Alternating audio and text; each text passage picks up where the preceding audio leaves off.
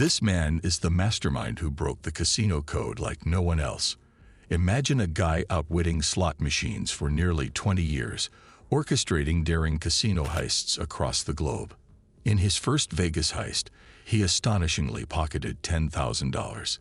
His arsenal: ingenious devices like the monkey paw, light wand, and the tongue. As technology advanced, so did his craft. Teaming up with fellow con artist Balsamo, they swindled Las Vegas out of millions of dollars. Despite being nabbed twice in Vegas and once in Atlantic City, his notoriety only grew, earning him the title of America's most wanted casino cheat and a lifetime ban from the casino realm. So who is this man, and how did he orchestrate his schemes? What cunning tactics did he employ? And what is the astonishing journey that led him to outsmart the system? Join us as we unfold the riveting story of the greatest casino cheater in American history. Tommy Glenn Carmichael was born on July 5, 1950, and grew up in Oklahoma. During an era of rapid technological advancement, he always had a keen interest in understanding the inner workings of technology. So this curiosity led him to establish a television merchandise and repair shop in the 1980s.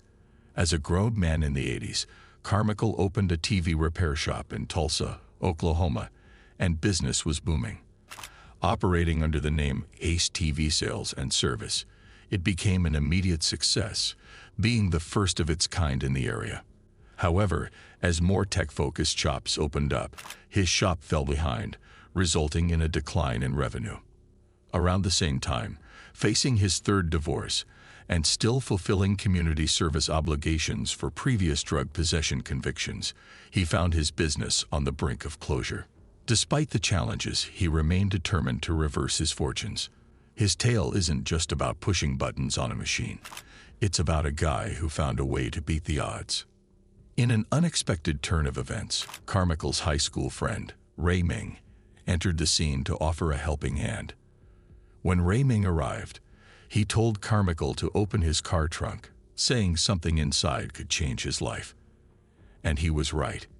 Inside was a small slot machine and a tool cheaters use, a top-bottom joint. Carmichael took the machine apart and learned how slot machines work. He wanted to utilize this tool to win. After practicing a lot, he felt ready to try it in a Las Vegas casino. But how did this cheating tool work? The old-style slot machines were basic. They had discs with slots placed on a spinning wheel. To win the tempting jackpot, the slots needed to line up and make the machine pay out. But when Carmichael and his friends started going to Vegas, things had changed, and now everything was electronic. These new slots worked off of circuit boards. To win the jackpot, you had to complete a circuit that triggered the hopper to dispense the coins. Most people rely on luck to hit the jackpot, but cons like Carmichael have a different idea. Since all it took was a complete circuit, they needed a wire and some metal to make it work. Here's where the top-bottom joint tool comes into play. The bottom is a bent piece of guitar string stuck into the bottom of the slot machine, where the coins come out. The cheater positions it against the circuit board to complete one half of the circuit. Then, the metal top piece, which was shaped like a number 9, is stuck in the coin slot to complete the circuit. Once this happens, the jackpot flows out, leaving the cheaters much richer than before they came. Carmichael would go back and forth from Tulsa to Vegas every couple of months. He would spend months running the Vegas casinos and robbing their machines before heading back to check on his shop. Unfortunately for him, every time he went back, the shop made less and less money. Eventually, he shut the whole thing down to become a full-time cheat. The last piece of the innocent man in love with electronics died at the TV repair shop. After that, a much darker version of Carmichael was born. Now that cheating was his only source of income, he had to make sure he didn't get caught. You might think that casinos would catch on if someone stuck a wire into a machine to get money, but Carmichael got good at it without getting caught. For his first try, he used the trick on a nickel machine and won $35 in just a few minutes. He started with smaller machines and then moved on to bigger ones in Las Vegas. He later said that on his first tricky weekend in Las Vegas, he walked away with more than $10,000. Incredibly, Carmichael made lots of money from Las Vegas casinos for about 20 years without getting caught. But, unfortunately for him, his easy source of income was ending. Las Vegas was getting rid of its old-style slot machines and replacing them with ones that used computer screens. These days, computer chips, which were more intelligent, even controlled the older machines. Tricks like using a spring on a guitar string weren't enough to fool the computer chips. But Carmichael didn't give up. He knew he had to find a new way. So he brainstormed and tried out new ideas. It wasn't just about beating the casinos now. It was about keeping up with the fast-changing technology. The excitement of not knowing what would work next kept him going. He was on a mission to uncover the secrets that could give him an edge once more. The adventure continued, with Carmichael trying to figure out the ever-changing world of casinos, where being clever and coming up with new tricks was the way to survive. After making a bunch of money from Las Vegas casinos using his clever tricks, Carmichael became a bit of a legend. But the casinos caught on to what he was doing, and they upgraded their machines with something called random number generators, RNGs. These new machines were too smart for Carmichael's tricks, so he decided to try his luck at smaller gambling spots that didn't have fancy technology. However, this move made it easier for the police to spot him. They had been keeping an eye on him for almost a week, knowing he was up to no good. The game was changing, and Carmichael was about to face a new kind of challenge, one where the odds were stacked against him. One sunny afternoon, Carmichael decided to take a break at the Denny's parking lot, enjoying a mid-afternoon coffee. Unexpectedly, the peaceful atmosphere was disrupted as a group of police officers rushed into the restaurant, actively searching for him. In the midst of the chaos, they searched Carmichael's pockets and discovered a top-bottom joint. However, Carmichael insisted it was just a tool he used for his car.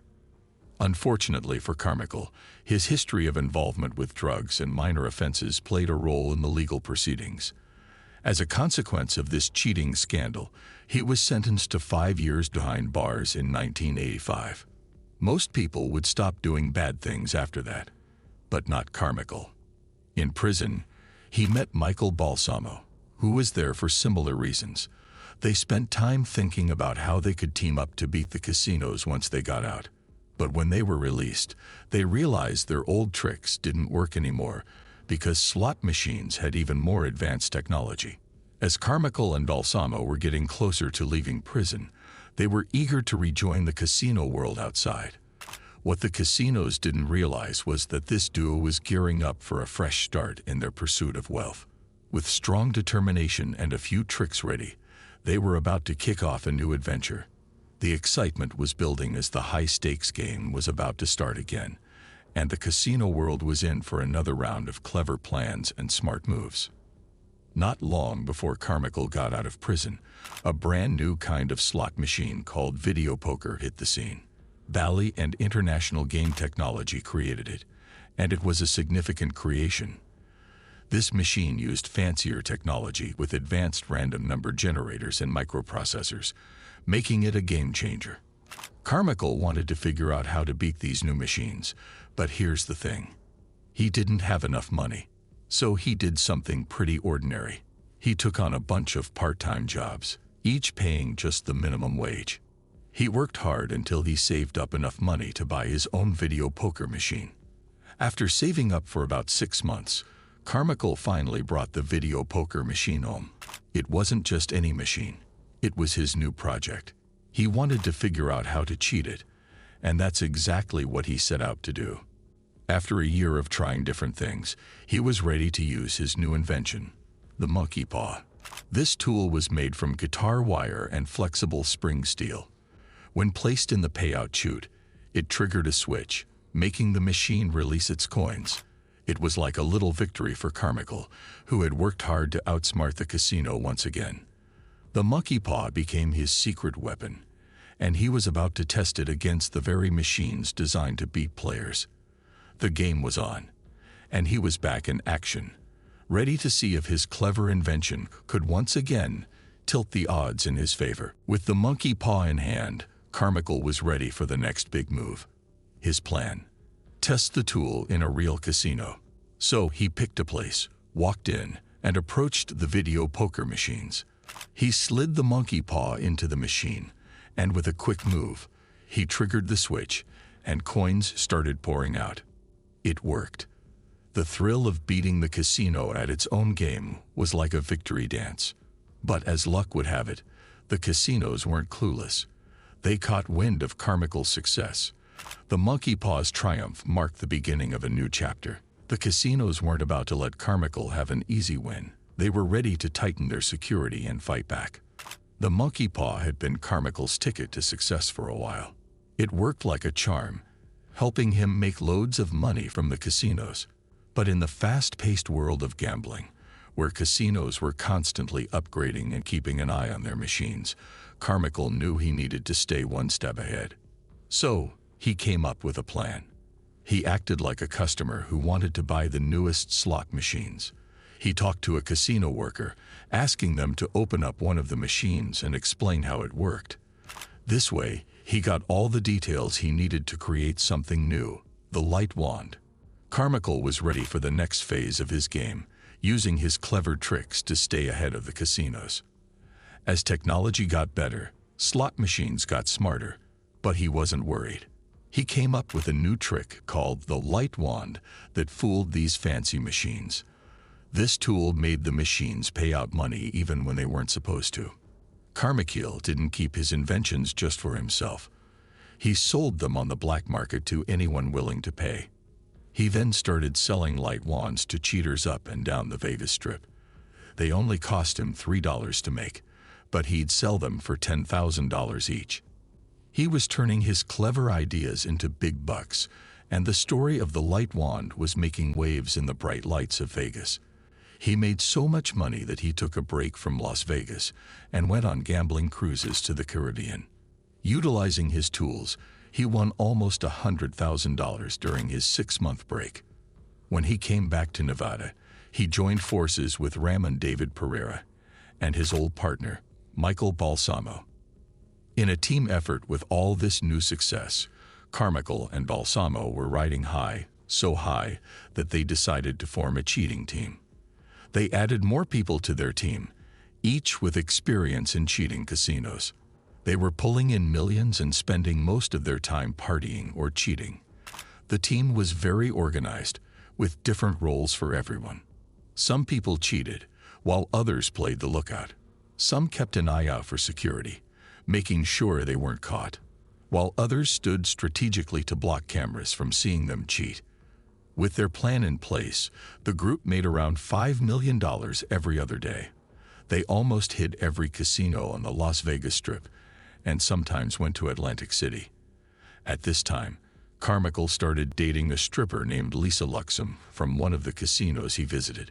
In the world of casino cheating, things took a turn for Balsamo after a few months of successful schemes. He got caught, and the special tool he used was taken away and given to the FBI. The investigators checked Balsamo's phone records and found Tommy Carmichael's number from Las Vegas repeatedly showing up. The Nevada Gaming Control Board joins forces with FBI agents to tap Carmichael's phone. So, Carmichael's days of cheating in Vegas were about to be over. Instead of immediately catching him, agents quietly listen in through the coin slot, and Carmichael has no clue that authorities are onto him.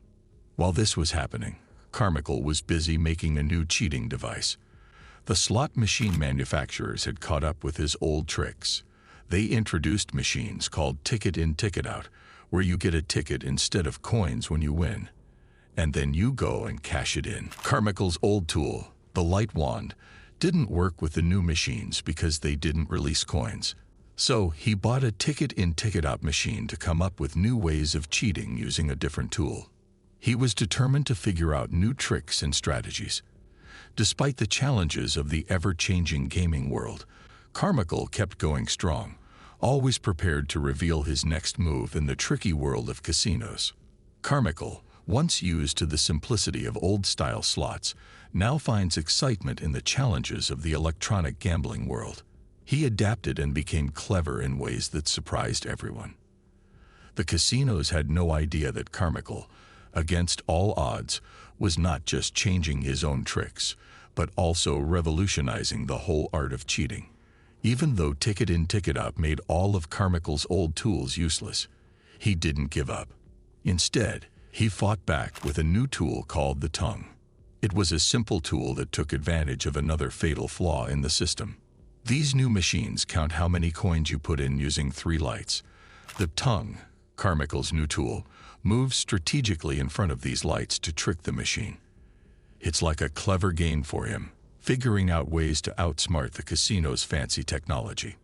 Carmichael's device exploits a mistake in how the machine's optical counting system is made.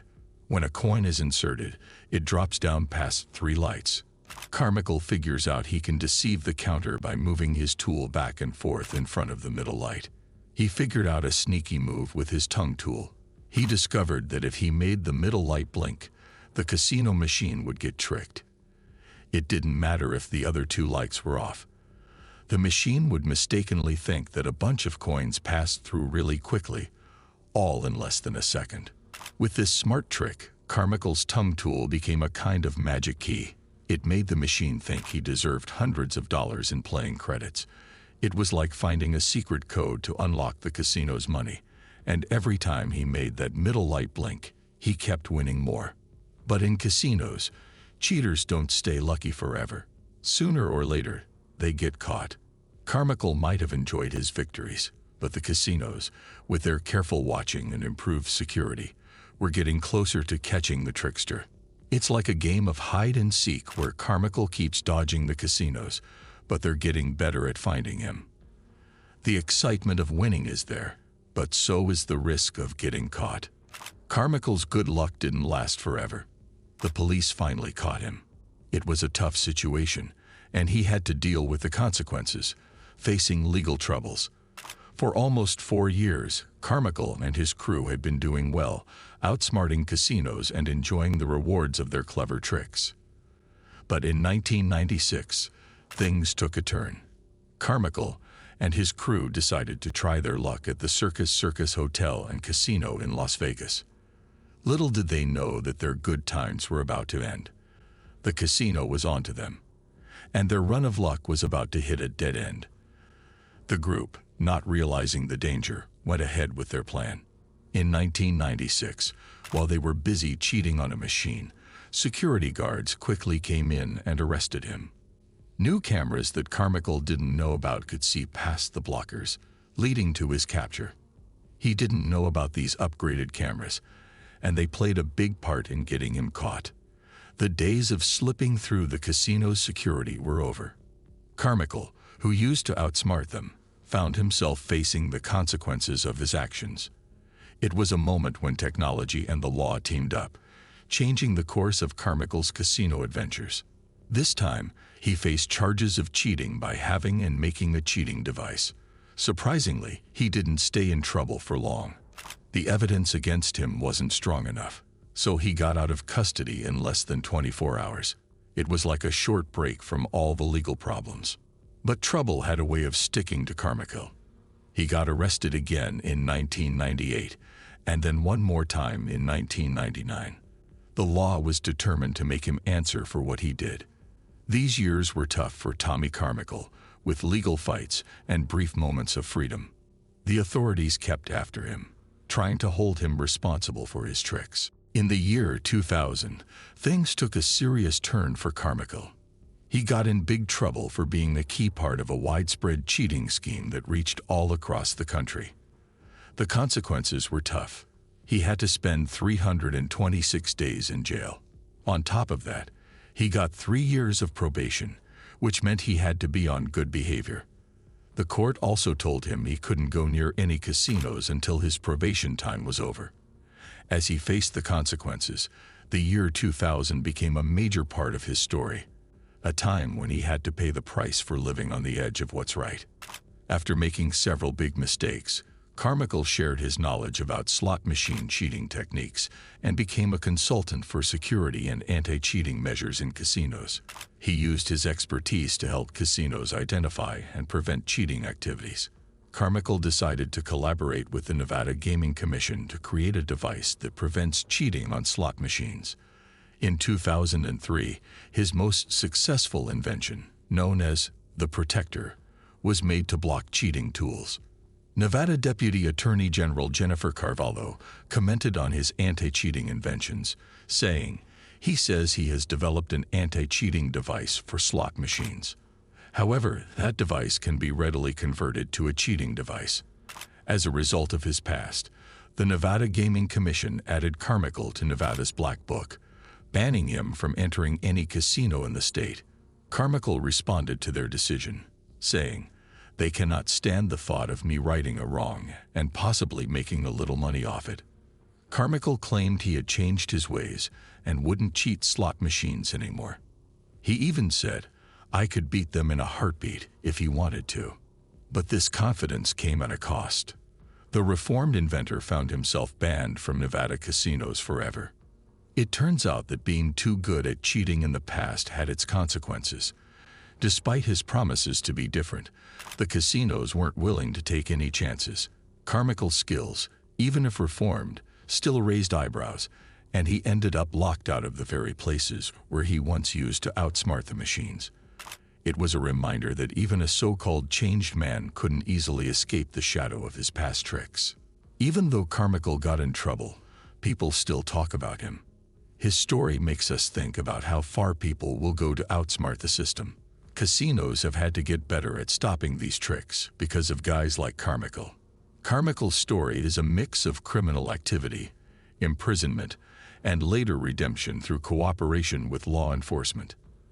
As the years went by, Carmichael's name became a symbol of both cleverness and the fallout from breaking the rules in the casino world.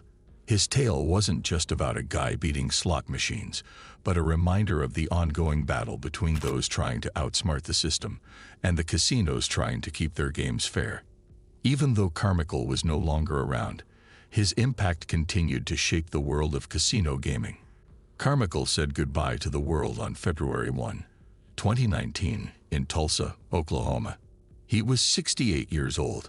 It was a quiet time, and Carmichael's life, full of adventures, reached its end.